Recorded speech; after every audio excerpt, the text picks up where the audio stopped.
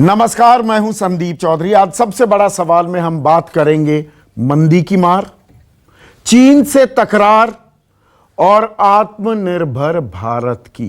ये तीनों चीजें जो हैं ये आपस में जुड़ी हुई हैं। हम संकट काल में हैं, संक्रमण काल में हैं। कोरोना से संक्रमित मरीजों की तादाद अब 5.5 लाख का आंकड़ा भी पार कर चुकी है। 3 महीने से हम लॉकडाउन में रहे, अब अनलॉक 2 शुरू हो गया है आज से। लेकिन, और यह बड़ा लेकिन है, देश की अर्थव्यवस्था का पहिया अभी घूमना शुरू नहीं हुआ है। आज की भी जो सबसे बड़ी खबर है वो ये कि कोर सेक्टर की जो ग्रोथ, और जो अर्थशास्त्र के छात्र नहीं है, कोर सेक्टर उन्हें समझा देता हूं, वो सेक्टर्स जो दरअसल देश की नींव हैं, बिजली की बात हो, तेल की बात हो, सीमेंट की बात हो, स्टील की बात हो, इसी से हमारी अर्थव्यवस्था चलती है ना। गोता खाया है 23.4% का मई के ये आंकड़े हैं। और आप जानते ही हैं संकट काल के विकास दर के आंकड़े तो आए नहीं हैं, लेकिन उससे पहले 8 तिमाही, लगातार 8 तिमाही से हमारी विकास दर गिरती आ रही है। 3.1 पर आ गई जनवरी से मार्च की हमारी विकास दर। और अब आरबीआई ने भी मान लिया है, पहली दफा सरकार ने यह भी माना है कि हम मंदी के दौर में आ गए हैं। सरकार मंदी तभी मानती है कि माइनस में विकास दर चली जाए। अब आरबीआई कह रहा है पहली छमाही के लिए हम -6 तक, -6% की हमारी विकास दर हो सकती है। इसे विकास तो क्या कहें, सिकुड़ जाएगी दरअसल हमारी अर्थव्यवस्था।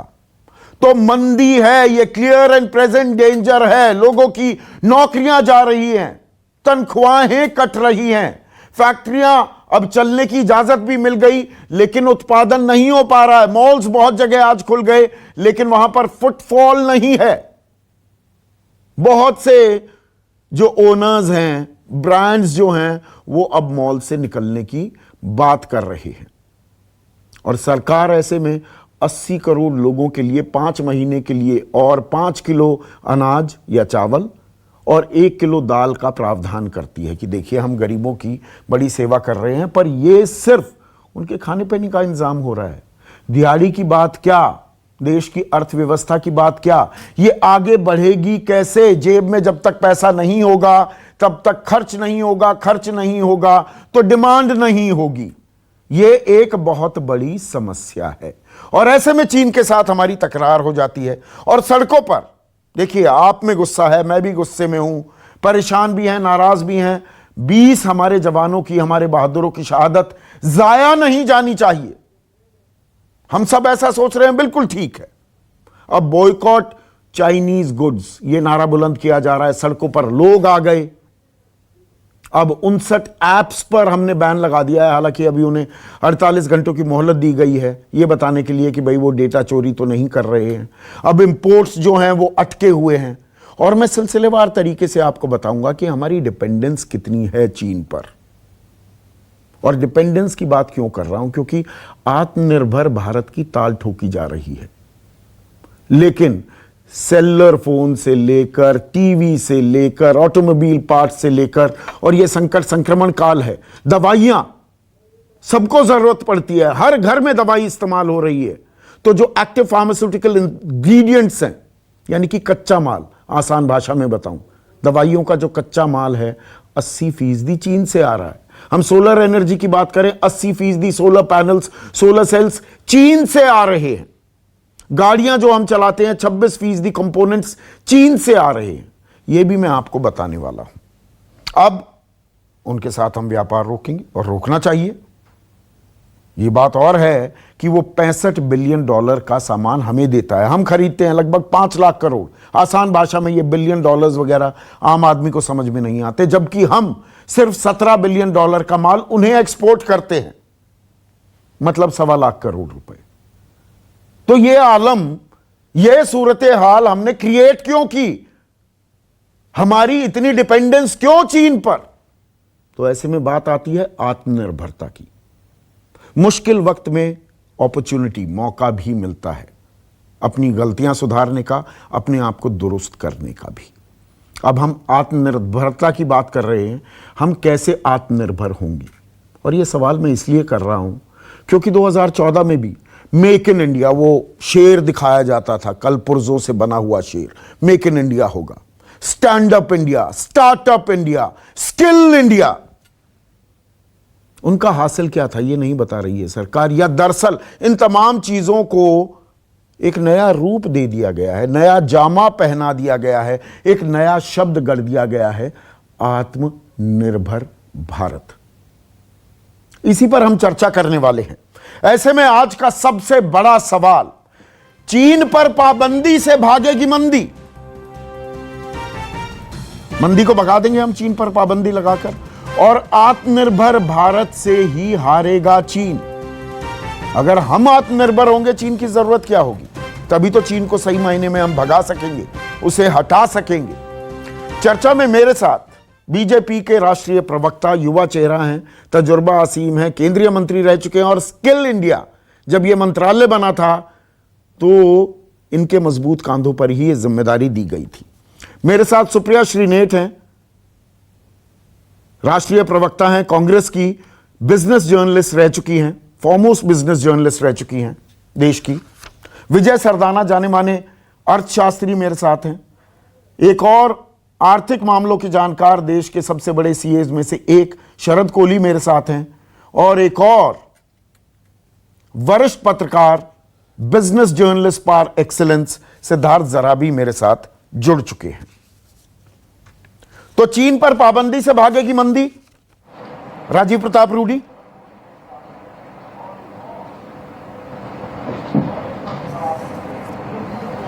देखिए, आपने स्पष्ट तौर से कर दिया कि 6.5 लाख करोड़ के आसपास हमारा ट्रेड है, जिसमें से हमारा लगभग लाख करोड़ के आसपास हम भेजते हैं, और बाकी सब भारत में खरीदा जाता है। और दुनिया में अगर देखा जाए तो हर 6 व्यक्ति जो धरती पर है, उसमें हर दूसरा व्यक्ति चीनी है और हर तीसरा व्यक्ति हिंदुस्तानी है, और हम दुनिया के आधा हैं। और स्वाभाविक तौर से चीन ने अपने आप को कहा कि पूरी दुनिया में सामान बेचने से अच्छा है कि भारत में बेचो तो अचानक सबसे आसान रहेगा कि भारत के साथ। और ये कोई एक दिन में नहीं हुआ है, पिछले 15 वर्ष में इसकी गति बढ़ी है, और पिछले 40-45 वर्षों से ये रहा है।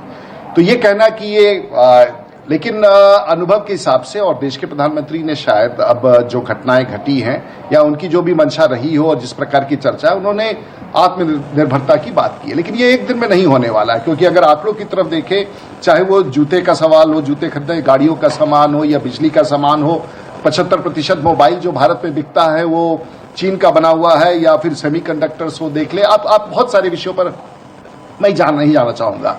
तो आप कोई पॉज बटन तुरंत दबा देंगे और उसके बाद ये अपने आप परिस्थिति बदल जाएगा। जो परिस्थितियां चीन के साथ व्यापारिक संबंध में जो हमारा बड़ा और जो इम्बैलेंस है फॉरेन ट्रेड का, वो उसको सुधारने में कम से कम 10 से 15 वर्ष, लेकिन उसकी शुरुआत कब होगी? और ये जो आज चर्चा हम कर रहे हैं कि इसकी शुरुआत किसी प्रधानमंत्री, किसी देश की सरकार ने करना था, क्या ये सवाल उठेगा कि क्या भारत की सरकार ने इसकी शुरुआत कर दी है कि नहीं? ये मेरे लिए बड़ी चुनौती है। और मुझे लगता है कि बिल्कुल सही बात कह रहे हैं राजीव प्रताप रूडी। नहीं, ठीक बात कह रहे हैं कि हम उसकी शुरुआत करें। And I am so glad कि जो सड़क पर आवाज, देखिए, मैं सड़क की आवाज को इग्नोर करने की बात नहीं कह रहा हूं। लोगों के अगर मन में गुस्सा है, वो जायज गुस्सा है, और सड़क से आवाज गूंजती है तो पॉलिसी मेकर्स तक भी पहुंचती है। But I am glad, extremely glad कि आपने बहुत ही प्रैक्टिकल बात कही कि 10-15 साल लगेंगे। ये नहीं है कि आज हम चीन से सब कुछ बंद कर दें, पर यह सवाल भी पूछा जाना जरूरी नहीं है क्या राजीव प्रताप रूडी, कि चीन पर हमने अपनी निर्भरता इतनी क्यों बढ़ा ली? यह सवाल तो पूछा जाएगा ना। मतलब हम तो कह रहे थे हम बना देंगे सब कुछ, हर चीज, फोन से लेकर टीवी से लेकर, कौन सी रॉकेट साइंस है? मतलब 1991 में 1% हम कच्चा माल दवाइयों का इंपोर्ट करते थे, 99% दवाइयां खुद बनाते थे। आज 80% हमें चीन से लेना पड़ रहा है कच्चा माल। यह आलम क्यों हुआ? यह भी सवाल पूछा जाना चाहिए ना। नहीं, सही है, और ये सही, बिल्कुल सही सवाल है। और मैं समझता हूं कि जो अभी मैं बहुत चर्चाएं सुनता हूं, और शुरुआत हुई है, और कोई पॉज बटन दबा करके हम पूरे जो भारत में विरोध की बात करें, इसकी शुरुआत हो रही। सबसे पहले तो देश को तैयार करना पड़ेगा। और ये आपका सवाल बिल्कुल सही सवाल है कि वर्षों में अब जहां तक उद्योग का सवाल, व्यापार का सवाल होता है, ये एक दिन में नहीं बिल्टअप होता है। आपको याद होगा कि हम लोग सिल्क रूट की बात करते थे और चीन से व्यापार की बात करते हैं, हजारों वर्ष का संबंध है। चीन हमारे ऊपर हावी हो गया है और चीन हमारे ऊपर अगर आंखें दिखाने की ताकत रखता है और दुनिया को दिखाता है, तो इसलिए नहीं कोई मिलिट्री पावर है, वो इसलिए दिखाता है कि वो एक आर्थिक ताकत के रूप में दुनिया में उसने अपने दबदबा बना लिया है। तो इसको बड़ा स्ट्रेटेजिकली चलना पड़ेगा और चीन इससे हर्ट होने वाला है।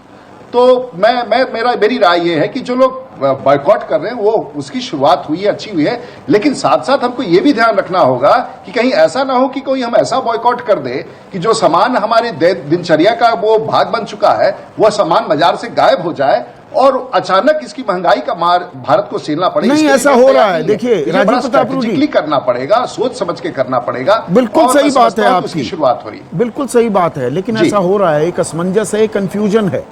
और मैं रोज अखबार जब देखता हूं और ग्राउंड की खबर लेने की कोशिश करता हूं, एक दिन पता लगता है कि भाई चीन से जितने भी इंपोर्ट हो रहा है उसको रोक दो, जो हमारा एक कानून है अब उसकी बाकायदा तामील हो कि 100% फिजिकल मैनुअल चेकिंग होगी। फिर कहते हैं कि नहीं, कुछ चीज़ों की मैनुअल चेकिंग नहीं होगी। जो कच्चा माल था दवाइयों का वो रोक दिया गया, अब पता लगा नहीं, खोल दिया गया।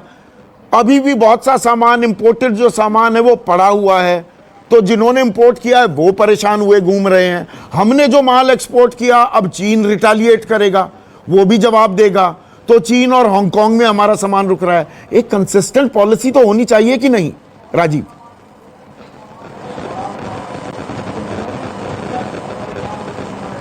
नहीं, यही विषय मैं आपको बता रहा था कि देखिए अब एक पूरी पॉलिसी, क्योंकि अब हमने तय कर लिया है कि चीन के साथ अब हमारे संबंध वैसे नहीं रहेंगे, हम आर्थिक रूप से हो या मिलिट्री ताकत के रूप से हो, हम सामने खड़े हैं।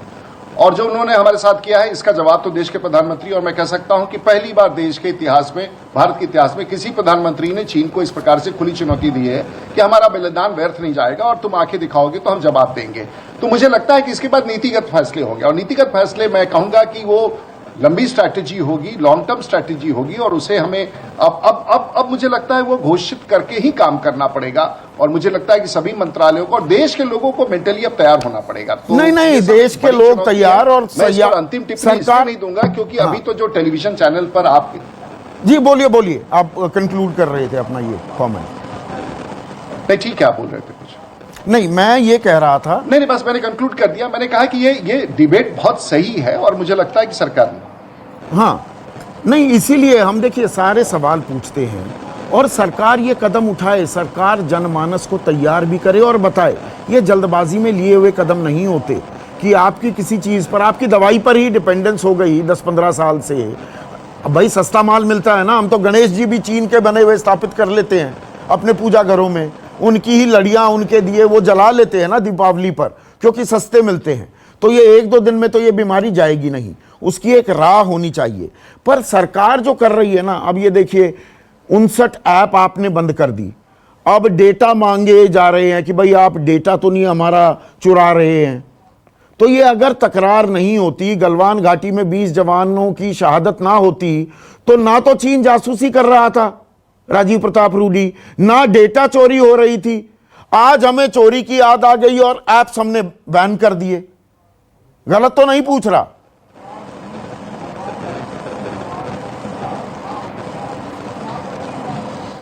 देखिए, आपका सवाल कुछ चीजें ऐसी हैं जो सरकार शॉर्ट टर्म और लॉन्ग टर्म पॉलिसी के तहत होगा। मैं समझता हूं कि जब शुरुआत होगी ये लड़ाई, क्योंकि कोविड के बाद जहां पूरी दुनिया की आर्थिक व्यवस्था चरमरा गई है, चीन में भी उसकी व्यवस्था का प्रभाव है, दुनिया के सबसे बड़े मार्केट के रूप में हम है।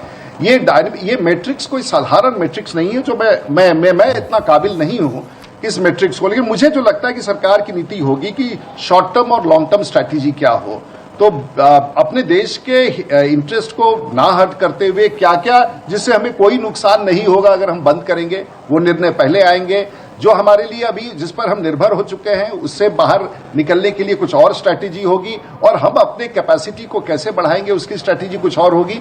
तो ये मैं अकेले सक्षम नहीं हूं, लेकिन मुझे लगता है कि सरकार ने मन बना लिया है। नहीं, पर आप साफ गोई से हर बात कह रहे हैं, ये अच्छा है, और देशवासियों को हकीकत होनी चाहिए। ये जो पोस्चरिंग होती है ना, और नैरेटिव सेट करने में कई बार हम विषयांतर भी हो जाते हैं और वो भ्रामक बातें हम कहने लग जाते हैं। जमीनी हकीकत से कहीं ना कहीं सुप्रिया हम जुदा भी हो जाते हैं।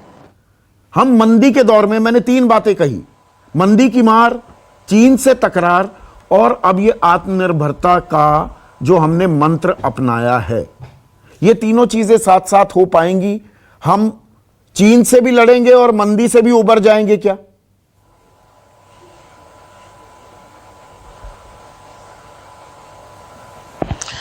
सबसे पहले तो संदीप जी शुक्रिया इस डिबेट को इतने अच्छे से कंडक्ट करने के लिए। मैं कुछ भी कहने से पहले राजीव प्रताप रूडी जी को एक बधाई तो दूंगी और ये स्वीकारूंगी, क्योंकि वो सरकार में रहे हैं, क्योंकि वो मंत्री रह चुके हैं पहले, वो प्रशासन को समझते और जानते हैं और एटलीस्ट वो धरातल पर रहकर बात कर रहे हैं कि कल नहीं बदल जाएगा, ये पूरा सिनारियो है, ये बड़ा सिनारियो है, ऐसे नहीं बदलेगा। क्योंकि उनके पार्टी के बाकी प्रवक्ता तो ऐसी बातें करते हैं कि चीन से डीकपलिंग हो गई, हम जुदा हो गए, अब हम अपने रास्ते, चीन अपने रास्ते। मैं बधाई देती हूं कि वो एटलीस्ट परिपक्व होकर अपने एक्सपीरियंस को यूज करके एटलीस्ट रिस्पॉन्सिबल बातें कर रहे हैं। 2-3 चीजें यहां पर पॉइंट आउट करना जरूरी है। ऐसा है संदीप जी कि हम एक ग्लोबलाइज्ड वर्ल्ड में रहते हैं, ग्लोबल सप्लाई चेन्स होती हैं। आपने कुछ उल्लेख किया था, चाहे हमारे यहाँ की ऑटोमोबाइल मैन्युफैक्चरिंग हो, चाहे हमारे यहाँ की फार्मा मैन्युफैक्चरिंग हो, हमारे यहाँ की मोबाइल फोन मैन्युफैक्चरिंग हो, 5 में से 4 बड़े मोबाइल फोन मेकर्स चीनी है, उनका आप क्या करिएगा? आज आपके यहां चीन की गाड़ियां बन रही हैं MG हेक्टर, उनका आप क्या करिएगा? उनका एक प्रपोजल है एक्सपैंड करने का, क्या आप उनको बंद कर दीजिएगा?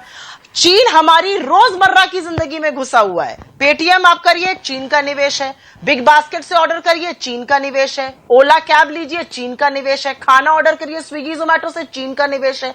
आप उनको कैसे निकाल फेंकेंगे? और अगर निकालेंगे तो उसका अर्थव्यवस्था पर क्या प्रभाव पड़ेगा, ये मुझसे बेहतर आप बिल्कुल जानते होंगे। और एक बात बिल्कुल बता देनी यहां पर जरूरी है कि पिछले 6 साल में, और ये राजनीतिक वाद विवाद का मतलब नहीं है, लेकिन चीन पर हमारी निर्भरता बढ़ी है, क्योंकि चीन की इकोनॉमी हमसे कई गुना बड़ी है। $15 ट्रिलियन की इकोनॉमी हमारी मुश्किल से $3 ट्रिलियन की भी नहीं है।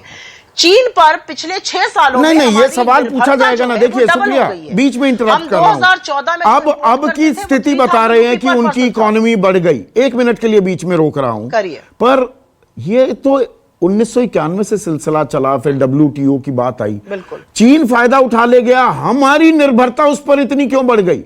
वो 65 बिलियन का माल हमें देगा, हम 17 बिलियन का ही क्यों दे रहे हैं? और माल भी क्या दे रहे हैं? ऑर्गेनिक केमिकल्स हम सबसे ज्यादा वहां देते हैं, हम कपास देते हैं, वो तो न्यूक्लियर रिएक्टर तक भी हमें दे रहा है। ये तो हमारी करनी है ना कहीं ना कहीं। देखिए ऐसा होता है संदीप जी, देखिए ऐसा होता है 1991 से जब हमारी इकोनॉमी लिबरलाइज हुई और आज तक कई सरकारें रही, उसमें कांग्रेस की सरकार रही, उसमें भाजपा की अटल जी की सरकार रही, जिसमें रूडी जी मंत्री थे, और मोदी जी की 6 साल से सरकार है। एक बात समझ लीजिए, हिंदुस्तान में डेमोक्रेसी है। कई चीजें जो लगता है कि फ्री मार्केट इकोनॉमी है, वो हम नहीं कर सकते अपने यहां। जो चीन, क्योंकि एक पार्टी एक आदमी सत्ता चलाता है, वो कर सकता है। कई चीजें चीन में गलत है, लेबर पॉलिसीज चीन की बहुत खराब है, हमारे यहां ऐसी नहीं है। तो कहीं पर आपको बैलेंस बनाना पड़ेगा अपनी डेमोक्रेसी में, और जिस तरह का ट्रेड चीन करता है उसमें। अगर यह कहा जा रहा है कि हमारी चीन पर निर्भरता है, बिल्कुल है, इस निर्भरता को खत्म होना चाहिए, बिल्कुल होना चाहिए। लेकिन क्या यह एक बार आंख उठा देने से खत्म हो जाएगी? बिल्कुल नहीं। अगर हम चीन के ऊपर कोई प्रहार करेंगे तो हमको रिटेलिएटरी एक्शन के लिए भी तैयार रहना पड़ेगा। आज हम ये संकेतात्मक चीजें हैं, ऐप बैन कर देना। पिछले 6 साल से हमारी चीन से बहुत मित्रता बनी हुई थी प्रधानमंत्री जी के द्वारा, तो हमने ये ऐप तो तभी चल रहे थे, इन ऐप ने तो तभी रजिस्टर किया। इस तरह के खतरे तो हमेशा से थे, इनको पहले ही बैन कर देना चाहिए था, क्यों नहीं किया गया? आज संकेतात्मक काम हो रहे हैं। अगर हमें वाकई में करना है तो मेक इन इंडिया जैसी पॉलिसी को, उस कागजी शेर को वाकई में शेर बनाना पड़ेगा। सिर्फ जबानी जमा खर्च और पब्लिसिटी ब्लिट्सक्रेग से हमारी ना मैन्युफैक्चरिंग बढ़ेगी, ना हमारा मार्केट इतना। पर इसके अंदर देखिए, अब मैं दर्शकों को एक मिनट सुप्रिया, सिद्धार्थ अब स्क्रीन पर, सिद्धार्थ देखिए, मैं एक फर्क करना चाहूंगा और ये दर्शकों को समझने की जरूरत है। हम चीख चिल्लाहट नहीं करते हैं इस शो में, हम दर्शकों को समझाने की कोशिश करते हैं कि दरअसल जमीनी हकीकत क्या है। देखिए, हमारी निर्भरता बहुत है, माल बहुत इंपोर्ट करना पड़ रहा है, वो फोन हो, टीवी हो, दवाई हो, सोलर पैनल्स हो, न्यूक्लियर रिएक्टर हो, ऑटोमोबाइल कंपोनेंट्स हो, सब हम चीन से ले रहे हैं। लेकिन चीन यहां पर FDI डायरेक्ट पैसा कितना लगा रहा है, कितना निवेश कर रहा है, यह भी एक अपने आप में बहुत दिलचस्प आंकड़ा है। 0.5%, 18वें नंबर पर है। पहले 5 तो छोड़िए 10 देशों में भी नहीं है। साइप्रस, मोजाम्बिक ज्यादा पैसा यहां पर लगा रहे हैं। तो इस कड़ी को हमें एक चरणबद्ध तरीके से तोड़ना होगा ना। और जब हम तोड़ने की बात करते हैं तो ये मेक इन इंडिया, जो वो मैंने बब्बर शेर की शुरुआत में बात की ना, वो दोबारा से बब्बर शेर बनने की हमें जरूरत है। वो शायद हमने कोल्ड स्टोरेज में डाल दिया, वो ठंडे बस्ते में चली गई वो फाइल मेक इन इंडिया की, और हम मेक इन चाइना पर डिपेंडेंट हो गए। गलत फर्क तो नहीं कर रहा सिद्धार्थ? नहीं संदीप, बिल्कुल सही कहा। और मैं ये मानता हूं कि जो मेक इन इंडिया का एक नारा था और एक डायरेक्शन थी, उसको अमली जामा नहीं दिया गया। हमारी tariff policies make in India के कंप्लीट विरोध में थी। लोकल इंडस्ट्री को जो इंसेंटिव्स मिलने चाहिए थे मेक इन इंडिया करने के लिए, वो मिले नहीं। और आप देखिए, ये हमारा इतिहास बताता है हमारे देश का कि जब जब हम पर आघात हुआ है, जब जब हमें बाहर के देशों ने कोऑपरेशन नहीं दी है, जब हमें सामान रोका गया है, तो हमने आत्मनिर्भरता दिखाई है। आप हमारे स्पेस प्रोग्राम को देखिए, आप हमारे न्यूक्लियर प्रोग्राम को देखिए, आप हमारे ऑटोमोबाइल सेक्टर को देखिए, आप अर्लियर डेज में हमारे टेलीकॉम 1990 से पहले दूरसंचार विभाग को देखिए। जहां जहां हमें दूसरों ने टेक्नोलॉजी डिनाई की और अमेरिका ने इतने वर्षों तक डिनाई की, वहां वहां हमने एक स्वावलंबी बड़ी इंडस्ट्री बनाई। और सबने बनाई, देश ने बनाई, इसमें राजनीति नहीं है। यह सही कहा आपने कि पिछले 5-6 वर्षों में जिस गति से और जिस प्रकार से इंपोर्ट ड्यूटीज को, लोकल इंसेंटिव्स को, लैंड के कॉस्ट को, बिजली के दाम को इंडस्ट्री को दिया जाना चाहिए था, वो नहीं दिया गया। एक बड़ी पहल ली गई जब कॉर्पोरेट टैक्स रेट पिछले वर्ष सितंबर में घटाए गए और उसके कारण एक काफी अच्छा एक माहौल आया। अनफॉर्चुनेटली कोरोना के कारण सारा वातावरण बदल गया है। मैं तो अगर यहां तक कहूं सिद्धार्थ कि हमारे देश में दिक्कत यह है, हमारे तो खुद के जो बिजनेसमैन हैं, देसी जो कारोबारी हैं, they are sitting on a pile of money. पैसा है, वो भारत में निवेश करने को तैयार नहीं है। देश में दिक्कत यह है, यहां पर तो सक्सेस टैक्स लगता है। आप अच्छा काम करेंगे, ज्यादा टैक्स देना पड़ जाएगा। गलत तो नहीं कह रहा हूं, कड़वी बातें हो जाए ना, लेट्स फेस इट टुडे।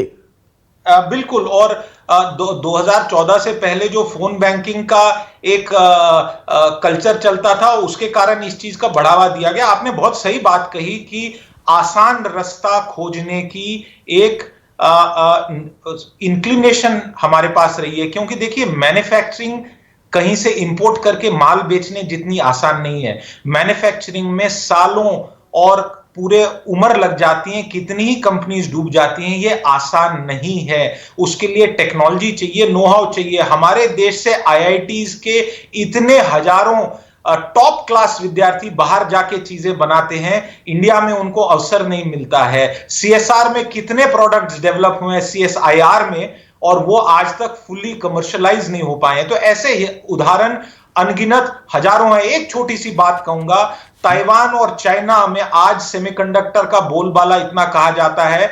आपके दर्शकों को शायद यह हैरानी होगी कि चाइना में एक भी वेफर फैब नहीं लगी थी जब भारत में 3-4 माइक्रोन की टेक्नोलॉजी बनती थी, मोहाली में बनती थी। ज्ञानी जेल सिंह जी ने 1 रुपए की वो जमीन दी थी सेमीकंडक्टर कॉम्प्लेक्स को, देश के लोगों ने उसको बनाया था। महाराष्ट्र के साथ प्रतिस्पर्धा में उस टाइम के मुख्यमंत्री ट्रॉम्बे में चाहते थे वो प्लांट बने। तो ये हमने खुद अपनी प्रॉब्लम्स काफी हद तक क्रिएट की हैं। विजय सरदाना, आप इतनी दफा चीन भी जा चुके हैं, प्रधानमंत्री भी गए हैं, 18 बार गए, 5 बार बीजिंग गए हैं, 18 बार मुलाकात की है।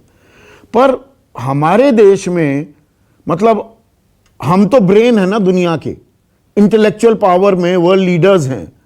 और आज की ही एक और बड़ी खबर यह है कि भाई बीएसएनएल, एमटीएनएल अब 4G अपग्रेडेशन के लिए चीनी इक्विपमेंट नहीं लेंगे। इन चीजों में रॉकेट साइंस है क्या? ये चीज में तो हम नेचुरल वर्ल्ड लीडर्स होने चाहिए थे, और वो चीजें भी सब कुछ हम चीन पर निर्भर हो गए। ये पैर पे कुल्हाड़ी नहीं, कुल्हाड़ी पर पैर तो हम मार रहे थे ना। आज हम जो भी कहते रहे, हमें अपने गिरेबान में भी झांकना चाहिए ना। संदीप जी, आप कितना सच सुनना चाहते हो? अगर आप सुनना चाहते हो तो मैं बता दूं। बिल्कुल बताइए ना। मैं आपको कुछ लाइव एग्जांपल देता हूं। भारत सरकार इस समय तेल का आयात कर रहा है। 70% खाने का तेल हम आयात कर रहे हैं। हमारे यहां प्रोडक्टिविटी दुनिया में सबसे कम है तिलहनों में। मेरे पास लाइव एग्जाम्पल है, मैं फाइल नंबर तक आपको दे सकता हूं। अक्टूबर 2016 में प्रोडक्टिविटी बढ़ाने के लिए 2 साल भारत की अपनी यूनिवर्सिटीज में टेस्टिंग होने के बाद प्रोडक्ट को रजिस्ट्रेशन के लिए अप्लाई किया गया, हर्बेसाइड को, आज तक वो रजिस्ट्रेशन नहीं हुआ है। 16 और 20 आ गया, 4 साल लग गए। पूछा जाए तो जवाब पता है क्या आता है? वो फाइल अधिकारी के पास पड़ी है साहब, वो उनका जिस दिन मूड होगा उस दिन क्लियर होगी। मेरा कहने का मतलब क्या है? जब देश में एक अधिकारी, एक बाबू ये डिसाइड करेगा कि देश का क्या होगा, वो मैं डिसाइड करूंगा, सिस्टम टाइमली काम नहीं करेगा, वहां के मंत्री नहीं देखेंगे, वहां के अधिकारी नहीं देखेंगे, और अगर उस अधिकारी का मूड नहीं है तो देश आगे नहीं बढ़ सकता। आप ऐसे चीन से मुकाबला करोगे? पहली बात। दूसरा उदाहरण देता हूं, मंत्री जी बैठे हैं जो पहले स्किल इंडिया के इंचार्ज थे। स्किल इंडिया जितना बड़ा एक घोटाला आज की तारीख में हिंदुस्तान में बन गया है, मैं तफसील से बात करने वाला हूं, अभी रोके रखिए उस एग्जांपल को। हजारों सर्टिफिकेट हमने स्किल डेवलपमेंट के बांट दिए, क्वालिटी कहां है? क्या होता है, जैसे ही भारत सरकार कोई अनाउंसमेंट बनाती है, हजारों एनजीओज और दुकानदार खड़े हो जाते हैं, सरकार से ग्रांट मिल रही है, हर आदमी पहुंच जाता है, सरकार भी बांटने लग जाती है। बांटा कैसे जाता है, बंदर बाट की कितना हिस्सा किसका होगा, सब रेंट स्टीकर खड़े हो जाते हैं। मेरे को इतना परसेंट, मेरे को इतना परसेंट, मेरे को इतना परसेंट, सरकार का पैसा बट जाता है, आउटपुट 0 निकलता है। चाहे वो कांग्रेस हो या बीजेपी हो, हकीकत यही है आज। ठीक है, एक मिनट। अब शरद कोहली, देखिए शरद, मैंने शुरुआत में यह भी कहा कि देखिए मंदी को हराना है, चीन के साथ तो तकरार हो रही है, चीन को भी सबक सिखाना है, मंदी को भी हराना है, और मंदी को हराने के लिए पैसे की जरूरत होती है ना। आप दे रहे हैं 80 करोड़ लोगों को 5 किलो आपने अनाज या चावल दे दिया और 1 किलो दाल दे दी, बहुत अच्छा है, गरीब भूखे पेट ना सोए, पर इससे अर्थव्यवस्था का चक्का नहीं घूमेगा। और एक मैं स्पेसिफिक एग्जांपल दे रहा हूं क्योंकि ये आपके कोर कॉम्पिटेंस से जुड़ा हुआ मसला है। मैं कहता हूं कि हम तो अपना निवेश यहां नहीं कर रहे हैं, people are sitting on a pile of money, India में लगाने को तैयार नहीं। आप जितने भी स्टार्टअप्स देख लीजिए, बाईजूस, पेटीएम, ओला, जोमैटो, मेक माई ट्रिप, ये तमाम स्टार्टअप्स जो हैं, पैसा किसका लग रहा है? हमारे लोग लगाने को तैयार नहीं है, चीन वाले इसमें पैसा लगा रहे हैं। मतलब ये अजीब नहीं लगती आपको बात? स्टार्टअप्स हमारे, दिमाग हमारा, मेहनत हमारी, पर कोई उसे बैक करने को तैयार नहीं है, उस पर पैसा लगाने को तैयार नहीं है। भारतीय पैसा नहीं लगा रहे हैं, चीनी कह रहे हैं भैया बहुत बढ़िया आइडिया है, लाओ हम आपको पैसे देते हैं। जी हाँ संदीप, आपने चीन से निवेश की यहां पर बात करी कि आपने कहा कि चीन से निवेश 0.5% आता है, ये बात सही है, पर यह भी सच्चाई है कि हमारे 30 यूनिकॉर्न्स जो है, स्टार्टअप इकोसिस्टम में यूनिकॉर्न बोलते हैं, दर्शकों के लिए आसान कर, जो $1 बिलियन क्रॉस कर जाता है, उसमें से 18 चीन से फंडेड है। 2012 से आज तक करीब करीब $26 बिलियन की वैल्यूएशन चीन के निवेश पे बन चुकी है। तो ये बताता है कि चीनी इन्वेस्टर्स को भारत के टेक्निकल स्टार्टअप, टेक स्टार्टअप्स पर ज्यादा विश्वास था। चीनियों को, हाँ, हमारे दिमाग पर ज्यादा विश्वास है, भारतीय कारोबारियों को नहीं है। अब भारतीय पे आ जाते हैं। देखिए आपने जो मेन मुद्दा उठाया कि क्या हुआ ऐसा जो चीन ने इतना हावी हो गए यहां पर। चीन ने 3 मंत्र निकाले संदीप, चीपर, बेटर, फास्टर। इन 3 मंत्रों पे सारा का सारा चीन की अर्थव्यवस्था ने आज दुनिया की फैक्ट्री $15 ट्रिलियन की बन गई। और ये चीपर, बेटर, फास्टर और मेक इन इंडिया क्यों नहीं चल पाया? आपने जो दूसरा मुद्दा उठाया, मैं उसकी बात करता हूं। Land reforms, labour reforms, capital availability, electricity cost, raw material, skill, ये सब चीज हमने मेक इन इंडिया नारा लगाया, पर सरकार ब सरकार हम चीन के माल पर, क्योंकि सस्ता था, जल्दी आता था और बेहतर था, ये 3 मुद्दों पर चीन ने यहां डंपिंग आंख बंद करके करने का। चीन भी डंप कर रहा है। मैं एक और बात इसमें जोड़ दूं, correct me if I am wrong, बहुतेरी यहां पर देसी, जिन्हें हम विशुद्ध देसी कंपनियां समझते हैं, कि भाई ये तो भारत में बना हुआ प्रोडक्ट है। दरअसल वो कर क्या रहे हैं, यहां पर माल असेंबल कर रहे हैं, सारा माल चीन से मंगा रहे हैं। बिल्कुल, क्योंकि इसलिए कर रहे हैं, ट्रेडिंग कंपनी हो गई है, मैन्युफैक्चरिंग नहीं हो रही। संदीप, हम ट्रेडर्स बन गए। बिल्कुल इसलिए हो रही हैं क्योंकि जो उसके कलपुर्जे हैं, जो उसके पार्ट्स हैं, वहां पर उनको वो यहां पर बनाने ज्यादा महंगे पड़ रहे हैं। हमें किसी भी हालत में संदीप यहां पर कॉस्ट ऑफ प्रोडक्शन को कम, आप मानेंगे, मैं शंघाई गया, मैंने अपनी आंखों से देखा है, सरकार ने फ्री जमीन दी, फ्री शेड बना के दिया, फ्री वर्किंग कैपिटल दिया, उसको बोला तुम सिर्फ चलाओ, बाकी काम हम करेंगे। इस तरीके की अप्रोच से चीन करते करते 1980 में हम उनके बराबर थे, हम उनके बिल्कुल अर्थव्यवस्था में बराबर थे, बल्कि हम थोड़ा उनसे आगे थे। आज 40 साल में हमसे 5 गुनी अर्थव्यवस्था हो गई सरकार की। और सरकार ने जो पैसा लगाया संदीप, यह जरूरी है जानना, जो सरकार ने इन्वेस्ट किया वो पैसा उन लोगों ने कई गुना वापस कर दिया। तो मुझे लग रहा है ऐसी ही मंशा चाहिए, कोई भी पॉलिटिकल पार्टी हो, बीजेपी कांग्रेस का सवाल नहीं है, सरकार की मंशा मैन्युफैक्चरर्स को, हम क्या हुआ, हम टेक्नोलॉजी में काम करते गए संदीप, हम मैन्युफैक्चरिंग को पीछे छोड़ते गए। बहुत एक अहम बात कह रहे थे आप। देखिए, जो शरद ने कहा ना कि 80 के दशक का चीन और 80 के दशक का भारत एक जैसे थे, और मैं खुद चीन गया हूं। 2004 में मनमोहन सिंह देश के प्रधानमंत्री बने और उन्होंने एक नारा बुलंद किया, जैसे अब प्रधानमंत्री कहते हैं ना काशी को क्योटो बनाएंगे, मनमोहन सिंह ने कहा मुंबई को शंघाई बनाएंगे। मैं उस टाइम मुंबई में था, दूसरे चैनल में था, तो मैं चला गया शंघाई कि भाई देखते हैं हम शंघाई में है क्या ऐसा कि मुंबई को शंघाई बनाया जाएगा। और मैंने वहां पर जो तस्वीरें पाई शरद, 1986 की वहां पर एक म्यूजियम में तस्वीरें लगी हुई थी मुंबई की और शंघाई की, आप देखकर फर्क नहीं कर पाएंगे, बिल्कुल एक जैसे। और ये 2005 की मैं बात बता रहा हूं। एयरपोर्ट से पुडोंग डाउनटाउन जाओ, 42 किलोमीटर का फासला, 7 मिनट लगी मुझे, महज 7 मिनट, क्योंकि मैगलेव वहां पर चल चुकी थी। तस्वीर ही बदल गई थी। 86 में एक जैसे मुंबई और शंघाई, 2005 में दिन रात का अंतर। तो हम ऐसा क्यों नहीं कर सकते? चीन बैशिंग होती रहे और चीन हमारा दुश्मन है, ये कहने में मुझे गुरेज नहीं, पर हम क्यों नहीं कर पाते, मुझे उस बात की चिंता है। और ऐसे में अब मैं आत्मनिर्भरता पर आता हूं। राजीव प्रताप रूडी, आत्मनिर्भर होना चाहिए, क्यों नहीं होना चाहिए, पर यह आत्मनिर्भरता, और आप मुझसे बेहतर जानते हैं इसलिए मैं बिल्कुल डायरेक्ट बिना लार लपेट के सवाल पूछ रहा हूं, वो मेक इन इंडिया का शेयर हो या stand up startup skill India हो, उन्हीं का नया जामा पहना दिया आत्मनिर्भरता का। वो वहां पर तो आपने कुछ किया नहीं हासिल, उन्हीं चीजों को 6 साल बाद फिर परोस रहे हैं आत्मनिर्भरता के नाम पर।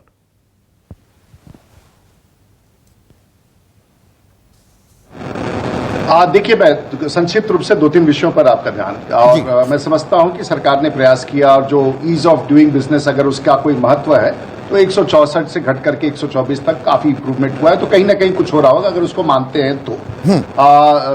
सुप्रिया जी, आपने अच्छे शब्द कहे, मैं आपका धन्यवाद कर आभार व्यक्त करना चाहूंगा, क्योंकि मुझे जो ठीक लगता है मैं सरकार की तरफ से वो पक्ष को रखता हूं। और आपने एक विषय रखा था, एक स्किल इंडिया और इस सब के बारे में, क्षमा कीजिए, उस पर मैं कोई टिप्पणी नहीं करना चाहूंगा। सरकार ने अपनी तरफ से प्रयास किया और उसी के कारण कई सारी चीजों में सुधार है, और कई सारे जो रिफॉर्म्स लाए गए हैं, चाहे वो जीएसटी हो, इंसॉल्वेंसी एक्ट हो, कई चीजें जो देश के औद्योगिक घरानों को और ओवरऑल बिजनेस एनवायरनमेंट को ठीक करने के लिए सरकार ने प्रयास किया, उसमें डिबेट का अलग पार्ट हो सकता है। कुछ दिन 2014 से पहले, 2004 से 14 के बीच में हमारे एक सिस्टर ऑर्गेनाइजेशन राष्ट्रीय स्वयंसेवक संघ का स्वदेशी जागरण मंच, तो वो कई बार बातें कहते थे, तो हम लोगों को भी कई बार अजीब सा लगता था, लेकिन मुझे लगता है कि वो बातें बड़ी थी उस समय, जो शायद आज हम लोगों को कहीं ना कहीं उनके बातों को फिर से एक बार घूम के देखना पड़ेगा।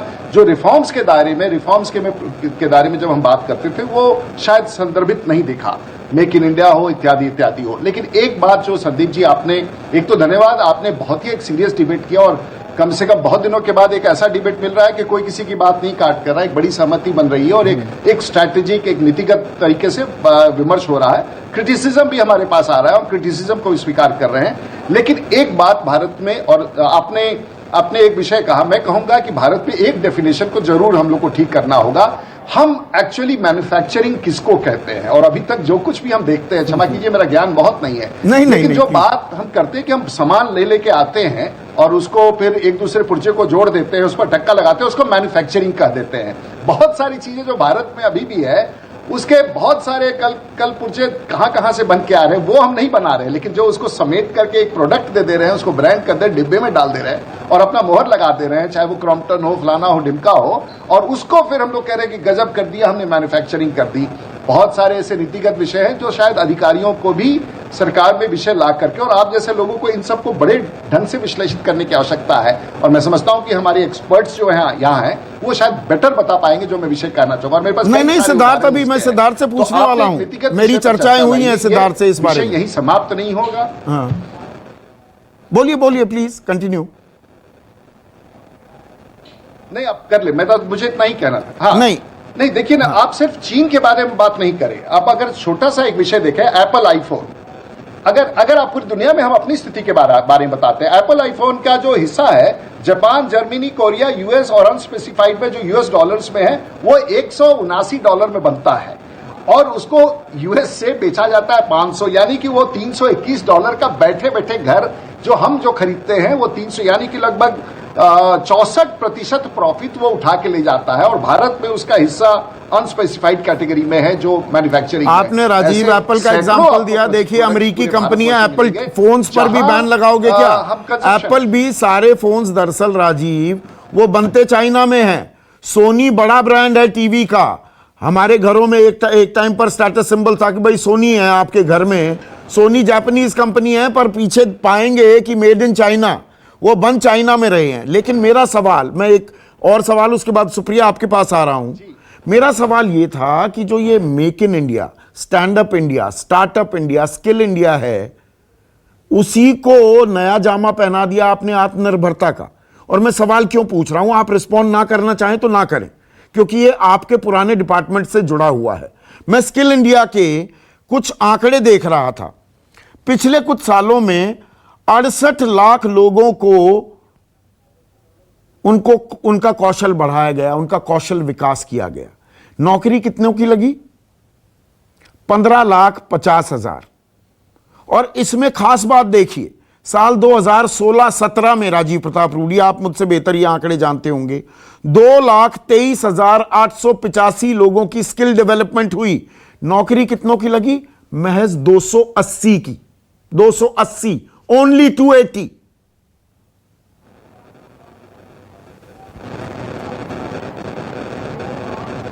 देखिए इस विषय पर हमारे एक पैनलिस्ट ने कहा कि इसमें लगभग 20 से 22 हजार करोड़ रुपया पूरे भारतवर्ष में कम से कम 24 विभाग इस मंत्रालयों को इस पैसे को खर्च कर रहे थे। कौन पैसा कहाँ था? मैंने प्रयास किया कि सबको एक स्थान पर ला करके एक लेजिटिमेट चैप्टर क्रिएट करूं। सरकार ने और देश के प्रधानमंत्री ने उसमें बड़ा समर्थन दिया और ये फॉर्मूला, क्योंकि स्किल का जो डेफिनेशन है भारत में अभी भी बहुत ही शॉर्ट टर्म स्किलिंग इन, वो बहुत ही एक बड़ा ही कॉम्प्लिकेटेड विषय बनता गया। और जो स्किलिंग के वर्टिकल्स है, इस पर मुझे क्षमा कीजिए, मैं इस पर एकदम नहीं बोलना चाहूंगा। लेकिन सरकार, आपने जो एक सवाल किया, क्या ये नया रेसिपी है जिसको आत्मनिर्भर भारत कर रहे हैं? मैं उसे नया नहीं कहूंगा, मैं कहूंगा पुरानी शराब है, नई बोतल है। देने की आवश्यकता देश के प्रधानमंत्री ने कहा है। और देखिए कई बार कई विषयों को पूरे नए सिरे से रखने के लिए, लोगों तक पहुंचाने के लिए फ्रेजोलॉजी बदल सकते हैं, लेकिन आत्मनिर्भरता का मतलब ही है कि ये सभी कंपोनेंट्स उसके पास। तो मैं बिल्कुल ये मानते हुए, और हमें आत्मनिर्भर होना चाहिए। सुप्रिया, एक मिनट राजीव। सुप्रिया, हाँ राजीव, मैं अब सुप्रिया से बात कर लेता हूं थोड़ी। सुप्रिया, देखिए आत्मनिर्भर होना चाहिए, कौन डिनाई कर सकता है, लेकिन वही ये जो होता है ना कि बदल दीजिए, नारों को बदल बदल कर परोसते रहिए हर 5-7 साल बाद। This can not go on indefinitely. ये मौका है, संकट काल है, संक्रमण काल है, हमें रिफॉर्म्स को किक इन करना पड़ेगा। जो कागजों में चीजें अच्छी लगती हैं उन्हें जमीन पर भी उतारना होगा। हमारी दिक्कत यहां पर है, जमीन पर नहीं उतारते।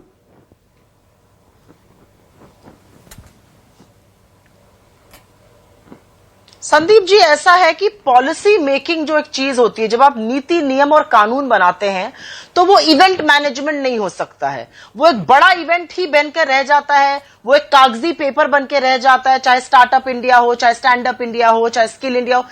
आप कागजी बब्बर शेर नहीं बना सकते। Event management is not the same thing as policy making. Policy making, नीति, नियम, कानून अलग है। अब छोटी सी बात मैं करूं ईज ऑफ डूइंग बिजनेस की, ऐसी चर्चा होती है, ऐसी बड़ी बड़ी बातें कही जाती हैं, लेकिन ईज ऑफ डूइंग बिजनेस क्या है? ये दो सिटीज, मुंबई और दिल्ली की बात है। क्या सिर्फ मुंबई और दिल्ली में ही निवेश होता है? क्या सिर्फ मुंबई और दिल्ली में ही मैन्युफैक्चरिंग और सर्विसेज होती हैं? पूरे देश में होती हैं। असलियत तो पूरे देश की पता चलनी चाहिए। तो मुझे ऐसा लगता है कि ये जो ऑब्सेशन है हेडलाइन से, ये छोड़ना पड़ेगा वाकई में काम करने के लिए। देखिए, ऐसा हिंदुस्तान में कारगर लोगों की, हिंदुस्तान में दिमागी शक्ति की, कौशल की कोई कमी नहीं है, लेकिन यह समझना पड़ेगा कि पिछले 6-7 सालों में ऐसा क्यों हुआ है कि निवेश बिल्कुल ठप हो गया है। क्योंकि हम basic brass tacks of economy पे ध्यान नहीं दे रहे हैं, हम कंजम्पशन पे ध्यान नहीं दे रहे हैं, हम मैन्युफैक्चरिंग पे ध्यान नहीं दे रहे हैं, हम ये समझ नहीं रहे कि प्राइवेट इन्वेस्टमेंट देश में लगातार क्यों गिरता जा रहा है। एक ही मापदंड होता है प्राइवेट इन्वेस्टमेंट का, जिसका नाम होता है ग्रॉस फिक्स्ड कैपिटल फॉर्मेशन। वो लगातार देश में क्यों गिर रहा है? क्या कोई पॉलिसी ऐसी है, क्या गलत है, क्या प्रिडिक्टेबिलिटी नहीं है पॉलिसी में, क्या पॉलिसी में बहुत ब्राउ बीटिंग होती है, क्या पॉलिसी में बहुत व्यक्ति विशेष के अराउंड सेंटर्ड रहती है? आप ऑफ द रिकॉर्ड बात करिए, सिद्धार्थ जरा भी है यहाँ पे, मेरे और उन्होंने काफी साथ में पत्रकारिता करिए। आप of the record Indian captains of industry से बात करिए, वो आपको बताएंगे। वो ऑफ द रिकॉर्ड बिल्कुल अलग बात करते हैं। एक डर का और संशय का माहौल रहता है, क्योंकि हर चीज को राष्ट्रवाद से जोड़ दिया जाता है। बिजनेस अपनी जगह, राष्ट्रवाद अपनी जगह। हर व्यक्ति जो कुछ ना कुछ देश में कर रहा है वो राष्ट्रवादी है। नहीं, ये सुप्रिया बिल्कुल आप ठीक कह रही हैं। मैं ये बात बता सकता हूं सुप्रिया, एक बीच में हल्का सा एक पॉइंट मैं ऐड कर रहा हूं। जो आपने बात की ना कैप्टन्स ऑफ इंडियन इंडस्ट्री, आज में दोपहर में मैंने 5 लोगों को फोन किया, बिल्कुल, जो मेरे शोज पर आते रहे हैं या 1-to-1 करते रहे हैं, और वो अच्छी बेबाक बातें भी करते हैं। उन्होंने कहा कि भैया रहने दो, राजनीतिक चर्चा हो जाएगी, कांग्रेस बीजेपी के भी प्रवक्ता होंगे, हमारे लिए दिक्कत हो जाएगी। बिल्कुल, कि मुद्दा बहुत सही है पर हम चर्चा में शामिल नहीं होंगे। बिल्कुल, तो ये एक दिक्कत है। अब सिद्धार्थ, मुझे ये बताइए, मैं अब इसको थोड़ा और बढ़ाऊंगा चर्चा को। रूडी जी तो मंत्री रह चुके हैं। हाँ बोलिए, प्लीज कंटिन्यू सुप्रिया। मैं सिर्फ इतना कह रही हूं कि रूडी जी तो कैबिनेट मिनिस्टर रह चुके हैं, उन्होंने अटल जी की सरकार में थे। इस तरह का माहौल तो कभी भी नहीं था। एक संशय का माहौल है इंडियन इंडस्ट्री में। आप इंडियन इंडस्ट्री से ऑफ द रिकॉर्ड बात करिए, वो बिल्कुल अलग पिक्चर देते हैं। ऑन द रिकॉर्ड बात करिए, वो सिर्फ वाहवाही करते हैं। Rajiv, quick response. अभी मेरे 3 मेहमान बैठे हैं। Rajiv Pratap Rudy, quick response, 30 seconds. नहीं, देखिए मैं सुप्रिया जी, अब इसको थोड़ा पॉलिटिकल लेवल पर आप ले जाइए। 5 साल ही नहीं, देश में अगर देखें तो हम एक छोटा सा उदाहरण देकर के पैनलिस्ट को शेयर करना चाहेंगे। देश में 117 प्रिंसिपल कमिश्नरेट्स हैं जो टैक्स कलेक्शन करते हैं, और आपको जान के आश्चर्य होगा कि these are the key persons who are responsible for collection of tax. इसमें से 70 देश के 7 शहरों में है और बाकी 70 जो है पूरे भारतवर्ष में, यानी कि बिहार में 2 principal commissioner of income tax है और दिल्ली में 21 और बॉम्बे में 20। तो इसी से अंदाजा लग रहा है कि 60 साल में देश किस तरीके से हम अपनी इकोनॉमी को कहां केंद्रित रहा, प्रोडक्टिविटी, ये सब बहुत बड़े इश्यूज है। सुप्रिया जी, इसको भारतीय जनता पार्टी और आज में केंद्रित मत नहीं, ये सभी राजनेताओं की और सभी सरकारों की दिक्कत रही है। एक मिनट सिद्धार्थ, जरा भी थोड़ा ये अहम पॉइंट है और ये मैं सबकी आपकी, क्योंकि एक्सपर्ट्स हैं, एक्सपर्ट्स की राय चाहूंगा। सिद्धार्थ, मुझे ये बताइए, जब हम आत्मनिर्भरता की बात करते हैं, बहुत जरूरी है आत्मनिर्भरता, चीन को सबक सिखाना है, बहुत जरूरी है, हमने ये बातें कर ली। लेकिन आत्मनिर्भरता की जब हम बात करते हैं, पहले तो अपनी इकोनॉमी का पहिया घुमाना है ना। तो 80 करोड़ लोगों को दिया जाना चाहिए। उनको 5 किलो अनाज मिले, 5 क्या, मैं तो कहता हूं 10 किलो दो, दाल भी दो, आटा भी दो, तेल भी दे दो, वो अपनी जगह ठीक है।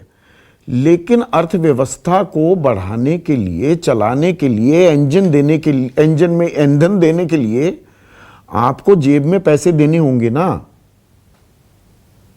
खर्च बढ़ाना होगा ना। उस पर हमारा पिछले 3 महीने से बिल्कुल ध्यान नहीं है।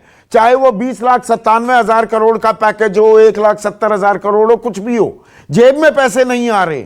अभी ये समस्या है।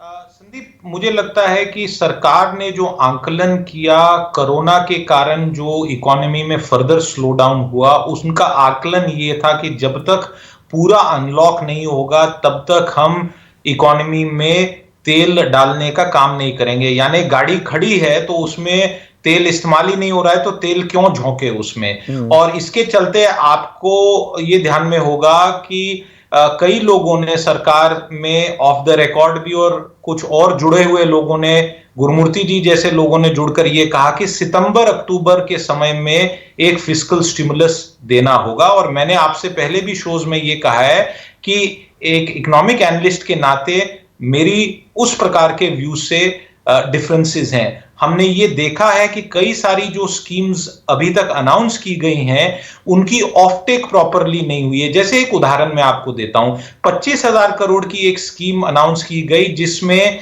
दिल्ली और बाकी शहरों में, एनसीआर में, बाकी जगहों में देश में आपने देखा होगा लोगों के सपनों के कंकाल खड़े हैं, इनकम्प्लीट रियल एस्टेट प्रोजेक्ट्स हैं। लगभग 5,25,000 ऐसे फ्लैट और घर हैं जो अभी तक पूरी तरह बन नहीं चुके हैं और उसमें कई लाख लोग फंसे हुए हैं। और उसके लिए 25,000 करोड़ का फंड था जो ऑपरेट करवाना था एनबीएफसीज के द्वारा, जिससे लास्ट माइल कंप्लीशन हो प्रोजेक्ट्स का, जो सुप्रीम कोर्ट ने एक दो प्रोजेक्ट्स के सिलसिले में खुद ऑर्डर किया है।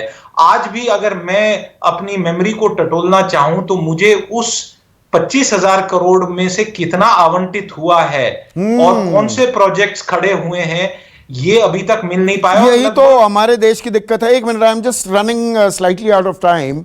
विजय सरदाना, यही हमारे देश की दिक्कत है कि भाई एक घोषणा करना अलग बात होती है कि ये कर देंगे, जैसे एमओयूज का एक खेल होता था ना, और लाखों करोड़ के एमओयूज पता नहीं बिहार सरकार ने भी किए थे, 1 रुपया नहीं आया, यूपी सरकार ने भी किए। ये घोषणाएं भी एमओयू टाइप होती हैं। सैंक्शन कितना हुआ, डिसबर्सल कितना हो रहा है, दिक्कत तो वहां है ना कि डिसबर्स कितना किया जा रहा है, इस्तेमाल आखिर में आ कितना रहा है। और आत्मनिर्भरता की बात है, मंदी को हराने और चीन को हराने की बात है, तो सबसे पहले हमें अपनी आर्थिक गतिविधियों को गति देनी होगी ना। उसके लिए भी एक रोड मैप चाहिए। वो दिखता है क्या आपको, विजय सरदाना? देखिए, जो आपने कहा, मैं एक आप छोटी सी चीज आपको कहता हूं, जब तक आपके सिस्टम में ट्रांसपेरेंसी और अकाउंटेबिलिटी नहीं होगी, ये कुछ नहीं होगा। आप घोषणाएं कर दें बिकॉज ऑफ इलेक्शन या व्हाटएवर रीजन, और आपको पता है कि चुनाव के बाद कोई पूछने वाला नहीं है, कोई अकाउंटेबिलिटी नहीं है, कोई ट्रांसपेरेंसी नहीं है, तो घोषणाएं खत्म हो गई, चुनाव खत्म हो गए। कहने का मतलब यह है कि जब तक आपकी घोषणाओं के अंदर माइलस्टोन नहीं है, प्रॉपर डॉक्यूमेंटेशन नहीं है, प्रॉपर बजट एलोकेशन नहीं है, कौन ऑफिसर इंचार्ज है उसका नाम नहीं है, जब तक आपके सिस्टम्स ट्रांसपेरेंट नहीं है, और आपको भी पता है राजनीति है हिंदुस्तान में, हर आदमी ताली बजाएगा, हेडलाइन छपेगी, लॉलीपॉप दे दिया जाएगा, सब खुश हो जाएंगे, चुनाव में जीत गए, काम खत्म। नहीं, यही तो दिक्कत है। स्वच्छता अभियान चलता है, फिर बुला दिया जाता है, आदर्श ग्राम योजना की बात हो, अब पता लगा कि वो तो बिल्कुल कूड़ा कर दी गई है। कोई भी सांसद अपने गांव को आदर्श गांव नहीं बना रहा है। 1 का 3 का 5 करना था, नहीं हो रहा है। संदीप जी, एक भी बात हमें ध्यान रखनी पड़ेगी, हम इस समय चाइना के कॉन्टेक्स्ट में बहुत बात कर रहे हैं। चाइना में सारा काम वहां का इंस्टीट्यूशनलाइज मैकेनिज्म करता है, वहां नेता घोषणाएं नहीं करते हैं। हमारे यहां पे सारे घोषणाएं नेता और मंत्री करते हैं, और इंस्टीट्यूशंस हमारे यहां एक भी काम नहीं करता है। ये बहुत गंभीर बात कह रहे हैं। 1 मिनट विजय सरदाना, शरद कोहली रिस्पॉन्ड करेंगे कि हम घोषणाओं में हेडलाइन ग्रैबिंग में ज्यादा आतुर हैं, ज्यादा व्यस्त दिखते हैं, संस्थाएं नहीं हमने डेवलप की हैं। आप मानेंगे नहीं, जब योजना की घोषणा की जाती है और जब वो ऊपर से चलते चलते चलते चलते ग्रामीण लेवल पे या ब्लॉक लेवल पे जब जाती है, तो जो भी बाबू उसको देख रहा होता है, वो बाबू बैठा होता है मुंह नीचे करके फाइल में, उसको कहिए कि साहब सरकार ने ये घोषणा की थी, आप हमें ये लोन या जो भी योजना है वो देंगे। कहेंगे भैया अभी तो वो ऊपर से इंस्ट्रक्शन आनी बाकी है, उनको 10 वो उसमें पैसे ढूंढने लगता है। मुझे लगता है भ्रष्टाचार जो है संदीप, इस सारी समस्या की जड़ में घुसा हुआ है। ऊपर से जब मामला चलता है वहां से मंशा अच्छी होती है, इस सरकार कहती है कि कोई बड़ा घोटाला बताइए। नहीं, जब तक नीचे आप नीचे जाके देखिए ना, जब तक वो ब्लॉक लेवल तक पहुंचता है, अगर ऊपर सफाई है, ये जरूरी नहीं कि नीचे भी सफाई है, नीचे आते आते तक उसमें बहुत कुछ साथ में जुड़ जाता है। और मैं आत्मनिर्भर भारत के लिए जरूर कहूंगा, आत्मनिर्भर अभी जो चीन के साथ हालात संदीप बने हुए हैं, आत्मनिर्भरता हमारी कंपल्शन भी बन सकती है। हाँ, अगर पर उसके लिए क्लियर कट रोड मैप होना चाहिए। रोड मैप आपको इमरजेंसी में तैयार, जितनी तैयारी बॉर्डर पर है आर्म्ड फोर्सेस की, संदीप मैं अर्थशास्त्री होने के नाते कह रहा हूं, उतनी ही तैयारी आपको एज एन इमरजेंसी आत्मनिर्भरता पर रखनी पड़ेगी। अगर आप आत्मनिर्भरता को जमीन पर नहीं लाएंगे तो आप ऐसी समस्या में फंस जाएंगे कि आपको दवाइयां भी खाने को नहीं मिल सकती हैं। 90% एपीआई इस पर हम निर्भर हैं। जेनेरिक ड्रग्स बन नहीं रहे, एक्सपोर्ट बंद हो गया है। 70% जो ड्रग इंटरमीडिएट्स है संदीप, वो हम वहां से मंगा रहे हैं। आप सोचिए मोबाइल फोन 80, तो ये क्या होगा कल को अगर ऐसी कोई समस्या खड़ी हो जाती है। आज कंसाइनमेंट यानी कि कस्टम में पड़ी है। बिल्कुल, यानी कि रोड मैप होना चाहिए।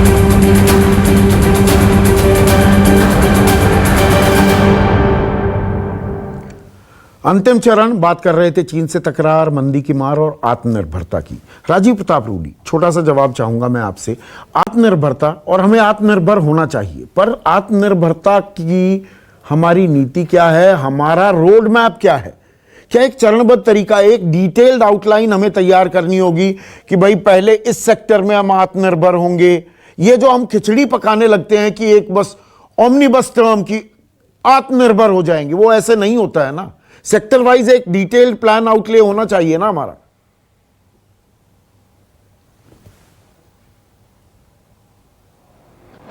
संदीप जी, एक तो सबसे पहले आपको, अगर बाकी लोग अगर चैनल को देख रहे होंगे तो मैं कहूंगा कि इतना स्ट्रक्चर डिबेट मैंने अपने बहुत दिनों के बाद मुझे मौका मिला, इसलिए आपको बधाई, और सभी पैनलिस्ट को, बिकॉज सबकी क्लैरिटी अपने तरीके से पॉजिटिव नेगेटिव जो भी रखा हो विषय, चाहे वो सरकार के पक्ष में हो विपक्ष में हो, लेकिन एक क्लैरिटी है सबके विषय में। देखिए, जो आपका सवाल है ये बड़ा कठिन सवाल है और एक कॉम्प्रिहेंसिव स्ट्रक्चर होना चाहिए, क्योंकि 3 बातों को हमें याद रखना पड़ेगा कि एक तो पूरी दुनिया की आर्थिक स्थिति बदल चुकी है पोस्ट कोविड, हम नेगेटिव ग्रोथ रेट में रहेंगे और पूरी दुनिया की भी इकोनॉमी हिल डुल चुकी है। तो वैसी स्थिति में हमारा जनजीवन भी चले, हम लाइफ को भी प्रोटेक्ट करें, हम प्रोडक्टिविटी में भी जाए, मैन्युफैक्चरिंग में भी जाए, और हमारे प्रधानमंत्री का एक ट्रैक रिकॉर्ड है, चाहे वो गुजरात में थे या देश की सरकार में बहुमत के साथ आए, एक ट्रैक रिकॉर्ड है, हमें भरोसा है। और ये नया फॉर्मुलेशन जो आप कह रहे हैं, मुझे लगता है कि सरकार उसकी तरफ गति के साथ बढ़ रही है, ऐसा मेरा मानना है। Supriya, your views.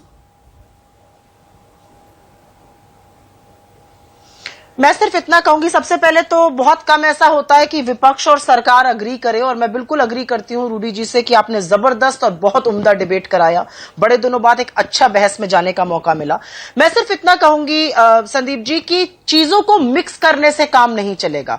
हमें कुछ असलियतों का बेखौफ होकर सामना करना पड़ेगा। हम चाइना के लिए बहुत छोटा इंपोर्ट मार्केट है, लोग कोई भी बात कर ले, हम टॉप 5 में भी नहीं है। हम चाइना पे बहुत निर्भर हैं, तो बहुत सोची समझी स्ट्रैटेजी से चलना पड़ेगा। इसमें सीना ठोक ठोक कर बड़ी बड़ी बातें करके काम नहीं चलेगा। We have to be strategic, we have to deal with sector by sector. सिर्फ ये कह देने से आज से हम आत्मनिर्भर है, कोई आत्मनिर्भरता नहीं आएगी, इसमें सालों लग जाएंगे अभी। और ये आत्मनिर्भरता आनी चाहिए, ये कोई डिनाई नहीं करता है, लेकिन हम ग्लोबल इकोनॉमी में भी रहते हैं, बहुत आत्मनिर्भर। सुप्रिया की बात को आंकड़े बता देता हूं। केवल 3% चीन की जो निर्यात होता है भारत में, और एक लिस्ट बनाई जानी चाहिए संदीप। उस लिस्ट में जो पहले आवश्यक वस्तु है, पहले उनके ऊपर आत्मनिर्भरता आनी चाहिए। उसके बाद आप जितनी बड़ी परसेंटेज उसको उतना ऊपर रखिए और उससे आप नीचे चलिए।